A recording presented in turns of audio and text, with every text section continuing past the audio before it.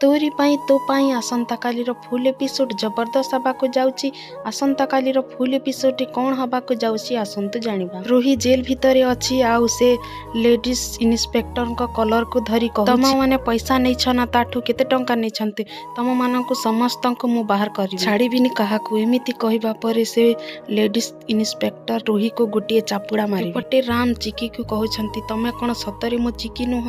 चिकी कहउछंती तमको मु 1000 थर कहि सारिलिणी हेले तमको विश्वास होनी। राम कहिबे विश्वास हेई थांता जदि ए कथाटा सत हेई थांता किंतु तमे तो मिछ कहूछ। चिकी कहिबे धोखा और मिछ किए काहाकू देइछि तमे थरे निजकू पचार। एमिति कही चिकी कार रे बसी जिबे आउ मने मने भाबी खाली कार रो नुह लाइफ रो रिवेंज नेबा मु सिखि गलेनी। एबे रिवेंज नेबार टाइम आसी जाइछि प्रतिटी मिछर मु प्रतिशोध नेबी।